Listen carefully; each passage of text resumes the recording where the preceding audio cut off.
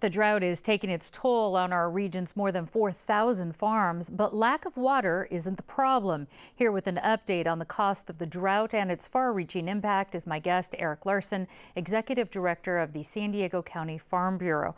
And Eric, give us a range, if you would. Let's start out with this, of the types of farms we're talking about here in San Diego County. Well, we grow a wide variety of things. We're mostly known for avocados in San Diego County, but our number one crop is nursery crops. Ornamental plants, the things you might buy at a nursery, put in our home or landscape with. But we also grow a lot of lemons. We have a lot of egg producers here, grapefruit, oranges, a whole variety of things. So it's really a wide variety that we produce. Well, I know usually farmers save money on irrigation costs during the rainy season. However, for the last 4 years, they've had to pay for year-round water. How much agriculture, I should ask this, how much does it cost for agriculture water, and has that price gone up?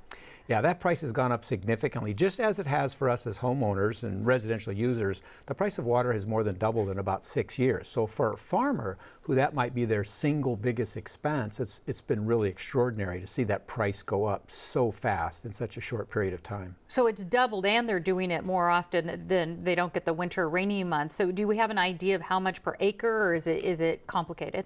Well, it does get a little bit complicated, but let's say $4,500 to $6,000 per acre to irrigate per year. So if you got several acres on your farm, you can see that number goes up pretty darn fast, and especially if it's doubled over that period of time. And your point is exactly right. Those growers are having to buy water in the winter these past several years, that they never expect. That comes right out of their bottom line. That's water they didn't intend to buy. Who would you say is the hardest hit? Well, it's going to be those growers of what we call permanent crops, the citrus growers and the avocado growers, where they have no capacity to make their production bigger or smaller. They've got trees in the ground, they've got to take care of them, they have to irrigate them. So that's where we've seen the real damage take place, is with those growers. How has this rising water cost, as far as in the agricultural world, how is that impacting our economy and jobs? Well, the real thing that really impacts us is the number of acres we have dedicated to agriculture. So, it's really not completely quantified. We're taking a really good educated guess that we've lost about 10,000 acres of avocados in the last decade, as we were on this real steep ramp increase of water pricing. So that's where the impact has really been. We're still producing a lot of products here. The nursery industry is growing, but it's a real shame to see the number of acres reduced. And I understand the jobs have kind of evened out, so that's not really an issue. Yeah, we've had a shortage of labor for several years now, and this has a lot to do with immigration reform and the aging farm worker population. So even though there may be fewer demand on some farms, most of those workers are finding a job someplace else. Do you expect to see any money from the state emergency drought relief plan here for farmers in San Diego? It won't flow to farmers directly like it will in the San Joaquin Valley. The most we can hope for is that some of that water will speed up bond money to help local water districts or regional water agencies improve the water infrastructure, which in the end benefits the farmers. Well, speaking of the Central Valley, we've heard a lot of concern there over groundwater shortages and it shrinking. Do San Diego farmers use groundwater or wells? We do use some here, especially in the San Pasqual Valley and in the San Luis Rey River Valley. So we have a lot of agriculture in those two areas, and they are very groundwater dependent.